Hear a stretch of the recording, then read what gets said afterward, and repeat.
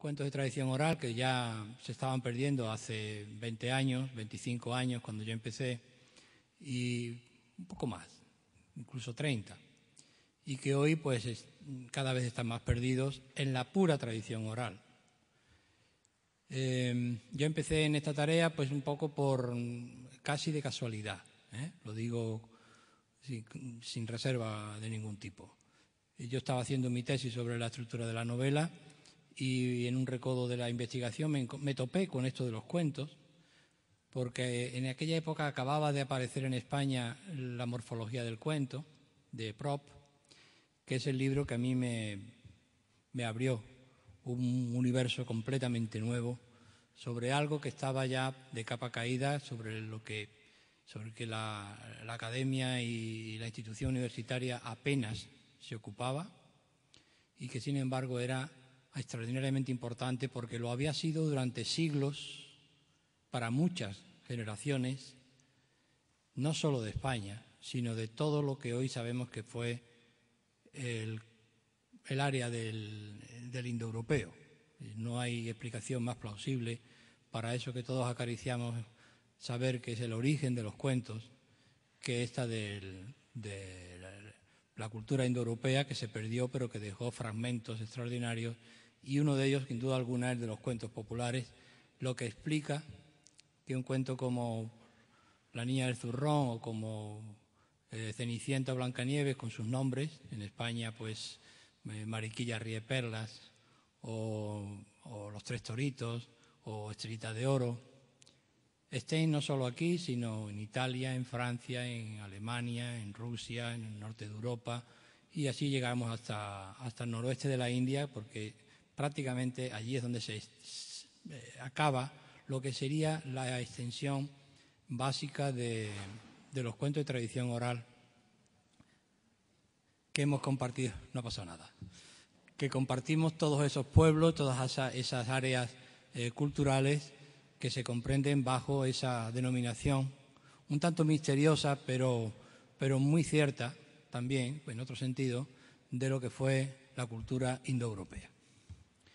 Bueno, es un poco para abrir boca y para que se sitúen ustedes un poco en las preocupaciones que yo tenía entonces, antes de ponerme a escribir cuentos para niños, mucho antes.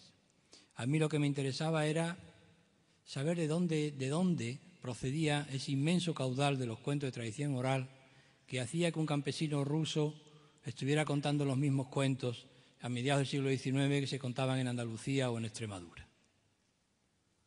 Y que en el norte de Europa pues ocurriera exactamente lo mismo, y en Sicilia y en muchos otros sitios. Ese extraordinario misterio que, a pesar de lo que yo he dicho antes, sigue generando mucho debate, pues fue lo que realmente a mí me sedujo y me impulsó a seguir trabajando con las herramientas que yo había aprendido. Y no son otras que las del... Yo me eduqué en el estructuralismo, me formé en la fonología y empecé a aplicar criterios estructuralistas y fonológicos y semiológicos a la inmensa cantidad de cuentos que había y que yo estaba ya recogiendo por esos sitios, ¿no? Y fue así como llegué a aplicar la noción o la idea o el concepto, si ustedes quieren, del fonema a lo que luego he venido llamando el arquetipo del cuento y lo más importante de todo, la estructura significativa a lo que es la estructura significativa del propio cuento. Es decir, la estructura significativa del relato aplicado también a la estructura significativa del propio cuento popular. Bueno, me pasó lo que a todo hijo de vecino que se pone a estudiar estas cosas, que cuando me di cuenta tenía una verdadera muchedumbre de cuentos sobre la mesa en versiones distintas de un mismo lugar, de una misma persona. Incluso si el informante le preguntabas por la mañana te contaba una versión del cuento, si le preguntabas por la tarde te contaba otra. ¿Y esto cómo es? Pues dependía también del auditorio. Si había muchos niños hacía una versión más infantil y si no hacía una versión más adulta. Si contaba el gallo Quirico y no había niños, llegaba al final hasta Dios. que es el último personaje que aparece en las versiones completas del Gallo Quirico. Si había niños, pues acababa en el cocinero que dice, hombre, pájaro que vuela a la cazuela, ¿no? De un cuento como Juan el Oso, pues yo me encontré sobre la mesa con más de 40 versiones. ¿Y qué hace uno con 40 versiones de un cuento que ha rebotado por todas las culturas del mundo conocido? Pues claro, la primera tentación es a la que fácilmente cualquiera puede sucumbir, y decir, bueno, esto no hay quien pueda con ello. Esto es ingobernable, esto es el caos, ¿no? Y uno se acordaba de Machado cuando decía, bueno, Dios hizo el caos, lo vio bien y dijo, le llamaremos mundo. Machado sabía mucho de estas cosas, porque lo había aprendido de su padre. Ya sabían también aquello de en nuestra literatura, todo lo que no es folclore es pedantería. Y no es una butad, no es una exageración, no, lo decía con mucho conocimiento, por lo que espero que vayamos viendo ahora también. De manera que estamos ante una inmensidad de historias que yo en este momento confieso que no tengo más que una intuición y algunos datos, pero solamente en España, a mediados del siglo XIX, la gente podía dominar y controlar muy bien alrededor de 500 cuentos. Vamos a poner una cifra así para entendernos. Es decir, que una bisabuela de ustedes, en cualquier pueblo de Extremadura, hombre, no 500, pero podía tener muy bien 20 o 30 cuentos de su repertorio. Y otra bisabuela tenía otros 20 o 30. Y la en el pueblo de al lado, otro señor, o que cuidaba cabras y tal, contaba pues con otros 20 o 30. Y así, cuando uno va sumando, dice, bueno, pues esto, ¿dónde termina? No se sabe. Probablemente muchos cuentos se han perdido para siempre, que es lo más triste de esta historia, ¿no? Entonces yo empecé a pensar, aquí tiene que pasar algo que metodológicamente nos tiene que dar la clave. Y por releyendo a Propp una vez y otra, me atuve a algo que él dice con mucha gracia. Bueno, dice muchas cosas que resultan, digamos, académicamente graciosas, aunque no sean humorísticas, ¿no? Pero dice aquello de, bueno, los comparatistas, es decir, los sabios del siglo XIX, después de comparar muchos cuentos de todas partes del mundo, dice, habían llegado a la conclusión de que los cuentos parecidos se parecen. Qué bonito. De lo cual no sirve absolutamente para nada. Y es curioso que muchos folcloristas, incluso todavía hoy, siguen seducidos por ese señuelo del origen del cuento y de dónde viene y cómo van de un lado para otro. Un poco como si fuera, pues no sé, una mercancía que van vendiendo unos mercaderes de un sitio a otro. Esto no podía ser así porque no explica nada.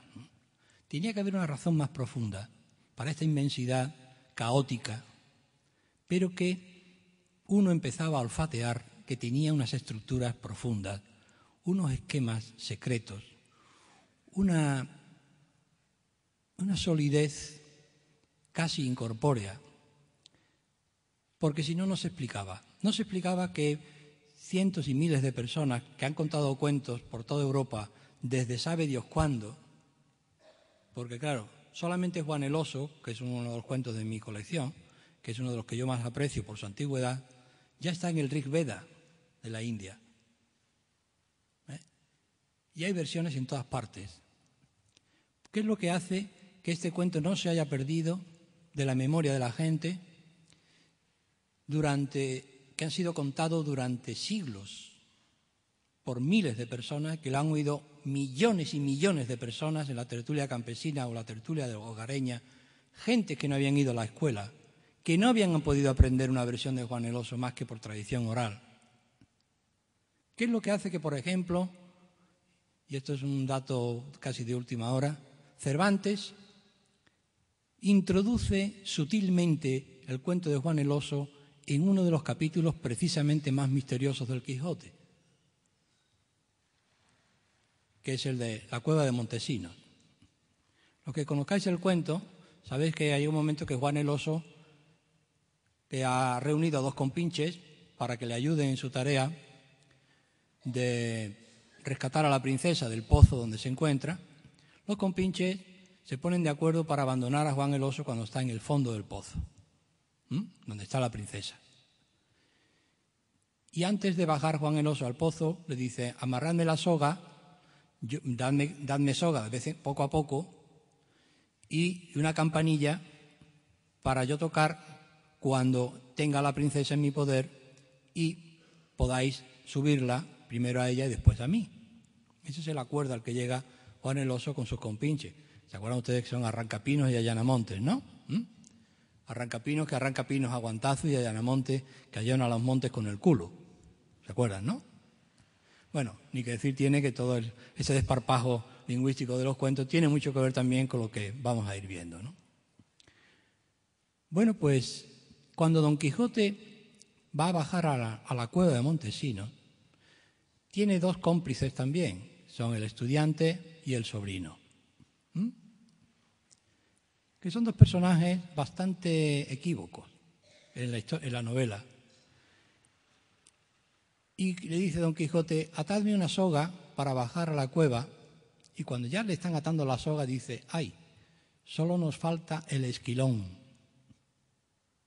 La campanilla, lo dice en castellano de su tiempo. Solo nos falta un esquilón. Cervantes no dice como a Juan el Oso. ¿Por qué? Pues porque sabía que sus lectores lo iban a entender perfectamente. No estaba escondiendo nada. Como Lope de Vega tampoco esconde nada cuando hace muchas de sus comedias basadas en cuentos populares y en cuentos maravillosos. O Tirso de Molina. O tantas novelas de caballería como hay basadas también en cuentos maravillosos. Es decir, que la cultura, antes de la escuela, estaba impregnada de todo esto y era lo natural, era lo que todo el mundo sabía. Todo el mundo sabía que Mariquilla, cuando accede a que su padre o induce a su padre a casarse con la fea, la gorda y con bigote, ¿se acuerdan ustedes de Mariquilla Ríe Perlas, no? Pues la pobre dice: bueno, pues este es mi destino, ¿no? Y sigue, y que cuando se encuentra con los bandoleros en el bosque y le dan los 3 dones, y luego la otra, la fea, intenta imitarla y le dan 3 dones contrarios, ¿verdad? Le dan, bueno, que le salga un rabo de burro, que sea cada vez más fea y que cuando llore le salga caca de cabra por la boca, ¿no? Bueno, eso lo sabía todo el mundo. Cosas así. ¿Y qué pasó? Pues que conforme la escuela se va asentando como modelo de educación y va suplantando a la pedagogía natural del folclore, la escuela misma, que tarda muy poco en hacerse doctrinaria, y esa es la verdad, empieza a relegar el folclore, a dejarlo a un lado como cosa no conveniente, incluso en muchos casos grosera, poco conveniente para la educación correcta, entre comillas, de los niños, ¿no? Cuando la humanidad había estado siglos y siglos educando a los niños en esa pedagogía. Pero claro, hay que saber cómo funcionaba eso. Y yo empecé a pensar que tenía que haber esas reglas ocultas. Con Propp es muy fácil. Si ustedes han leído a Propp, La morfología del cuento y las raíces históricas del cuento, y Edipo a la luz del folclore, que es un libro importantísimo también, porque habla de una versión de Edipo de los pastores griegos anterior a Sófocles, como hay una Caperucita anterior a Prejór, que también hablaremos de eso, si nos da tiempo. Pues venía a ocurrir que la cultura profunda de la gente no era admitida por la sociedad bien pensante, que salía directamente de una escuela donde se introducían valores que no estaban en la calle. Y se produce un divorcio radical entre la escuela y la vida, entre la escuela y la calle, entre la familia y el maestro. Cierto es que muchos maestros siempre supieron, siempre intuyeron que en la reserva de la literatura oral había mucho que aprender